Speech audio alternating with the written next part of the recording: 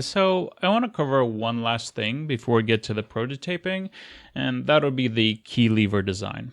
You see, in the traditional piano, the key is attached to a simple lever with the fulcrum in the middle, the key on the front side, and the piano action complete with the back check and dampener assembly on the other. If we look at the upright piano, the action is drastically different to account for the strings running vertically instead of horizontally, but the key lever is much the same. You still have the fulcrum, the key at the front, and the action in the back.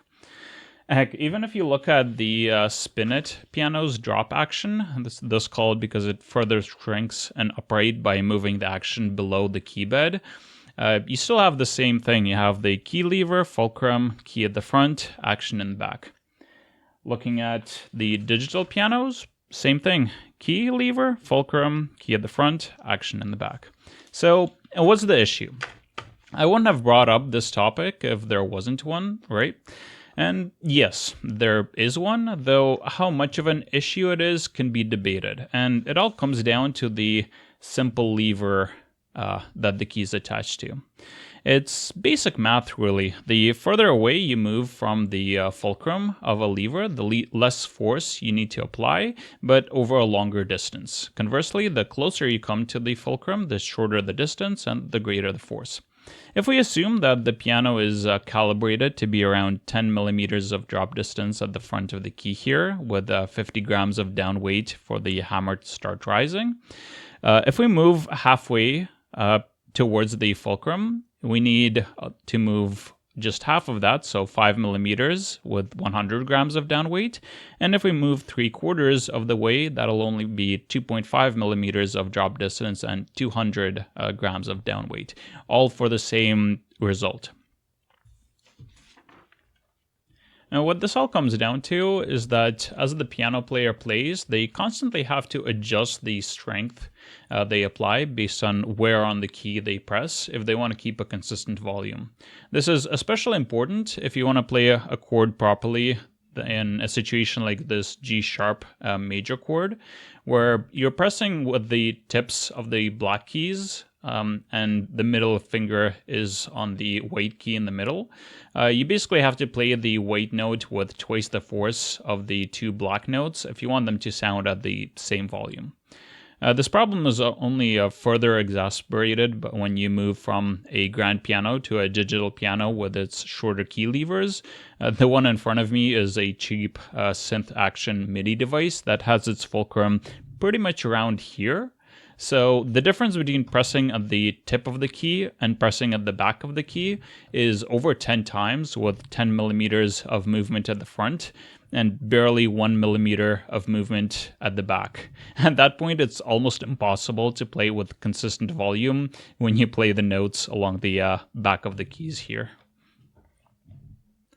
Now, granted, this problem is only one that exists mostly in cheaper synthesizers and digital pianos. Here's a photo from my Korg SP250 digital piano. Call it a $1,000 digital piano. The fulcrum is right in the back here, making the difference between the front of the key and around the back of the key around 2.5 or so.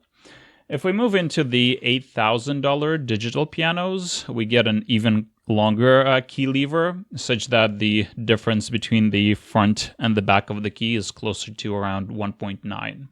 So yes, having to essentially press twice as hard to play the same note in the back as you would at the front is considered acceptable in the modern piano. Okay, so this problem is one that sounds bad for anyone who hasn't played the piano. After all, how do you play a musical instrument for which volume control is, well, rather important when you have to adjust the strength of your playing based on where you play the note? But as someone who does, in fact, play the piano, not professionally, mind you, far from it, in fact, but still, this isn't really a problem you have to consciously think about. Very quickly, in fact, it just becomes something your hands do automatically. You don't think about having to press harder when playing the notes along the back of the keys, you just do. As long as the difference isn't much greater than 2 times, it's not really a problem. So why am I talking about it? Well, two reasons really. First of all, the Yanko layout requires keys that are a bit longer than the classical piano key, around 40 to 50% longer. While this doesn't sound like much, it does mean that a longer key lever is necessary if we want to keep below the 2 times difference, which does become increasingly infeasible in the case of a digital piano. Alternatively, if the key lever is kept at the typical piano distance, such as the case with piano adapters like this one, which essentially just have the Yanko keys glued or otherwise attached to regular piano keys, you end up having a little too little dip for the top rows and too much dip for the bottom rows, making the top rows feel unresponsive while the bottom rows sink in too deep and feel too soft, thus ending up with a keyboard where the first and last rows just don't feel good to play on.